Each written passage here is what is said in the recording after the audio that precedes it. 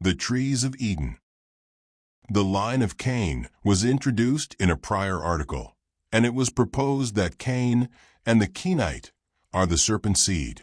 Additional evidence to support this position can be found in the Scriptures. Revelation 2 verse 9, I know thy works and tribulation and poverty, but thou art rich, and I know the blasphemy of them, which say they are Jews, and are not, but are the synagogue of Satan. Revelation 2 verse 12, and to the angel of the church in Pergamos write, These things saith he which hath the sharp sword, with two edges. 13, I know thy works, and where thou dwellest, even where Satan's seat is, and thou holdest fast my name, and hast not denied my faith, even in those days, wherein Antipas was my faithful martyr, who was slain among you, where Satan dwelleth. One could say that these are the evil figs, descendants of Judah, that have fallen away. However, verse 9 clearly establishes that they are not. These are the tares that have entered the congregation unawares. Joshua identifies them here. Matthew 23 verse 29, Woe unto you, scribes and Pharisees, hypocrites, because ye build the tombs of the prophets, and garnish the sepulchres of the righteous. Matthew 23 verse 32, Fill ye up then the measure of your fathers. 33, Ye serpents, ye generation of vipers, how can ye escape the damnation of hell? The Greek translated as generation is Strong's G1081. Genema. Gen, ne, ma, literally or figuratively fruit. Generation, from G1080, offspring, by analogy, produce. The primary definition/application is offspring. There is also an ironic similarity to Gehenna, the smoldering dump, that symbolizes the fate of the wicked ones. Their fathers are the line of Cain, and it is his father that is the false rock. 2 Thessalonians 2 verse 3, Let no man deceive you by any means, for that day shall not come, except there come a falling away first, and that man of sin be revealed, the son of perdition. For who opposeth and exalteth himself above all that is called God, or that is worshipped, so that he as God sitteth in the temple of God, shewing himself that he is God. Perdition in the Greek, when used in conjunction as an adjective, can mean perish. Verse 3 above can be translated as the son who will perish. There has been only one entity named specifically that is already destined to perish, the false rock. Pardisan, apolia, epoe, from a presumed derivative of G622, ruin or loss, either physical, spiritual, or eternal. Damnable, destruction, die, perdition, perish, pernicious ways, waste. More tree symbology. Ezekiel 31 verse 3, Behold, the Assyrian was a cedar in Lebanon, with fair branches, and with a shadowing shroud, and of a high stature, and his top was among the thick boughs. For the waters made him great, the deep set him up on high, with her rivers running round about his plants, and sent out her little rivers unto all the trees of the field.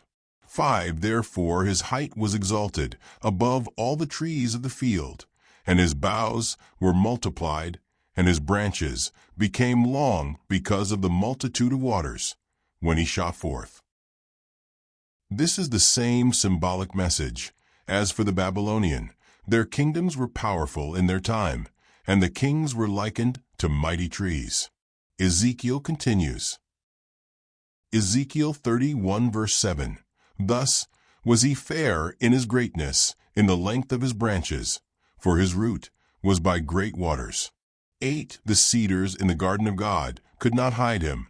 The fir trees were not like his boughs, and the chestnut trees were not like his branches, nor any tree in the garden of God, was like unto him in his beauty.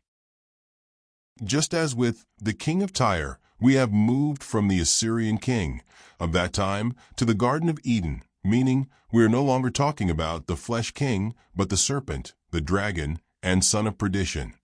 The Assyrian and Babylonian symbolize the wicked one and are known as types. Nonetheless, the important message of the verses above is that the trees of Eden represent entities, beings. Let us revisit the garden in Genesis.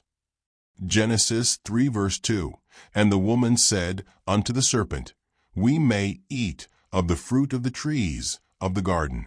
3. But of the fruit of the tree which is in the midst of the garden, God hath said, Ye shall not eat of it, neither shall ye touch it, lest ye die. 4. And the serpent said unto the woman, Ye shall not surely die. 5. For God doth know that in the day ye eat thereof, then your eyes shall be opened, and ye shall be as gods, knowing good and evil. There are two important observations to make in the verses above. 1. What kind of fruit can make one aware of good and evil? And 2. The serpent lied to Eve. The fruit discussed above is not physical fruit like an apple. It is the fruit we have already studied. Eve partook of it, and Adam's nakedness was uncovered. As for observation number 2, John 8 verse 43, Why, do ye not understand my speech? Even because ye cannot hear my word. 44, Ye are of your father, the devil, and the lusts of your father ye will do. He was a murderer from the beginning, and abode not in the truth, because there is no truth in him.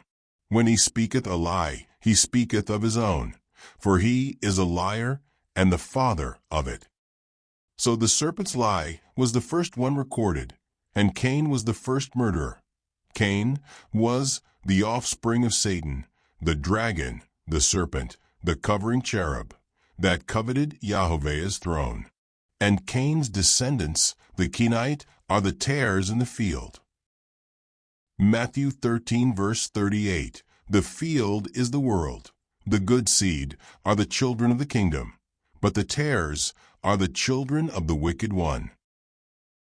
And here we have the field mentioned previously. It is the world, and the wheat are the good figs, and good fruit from any other tree.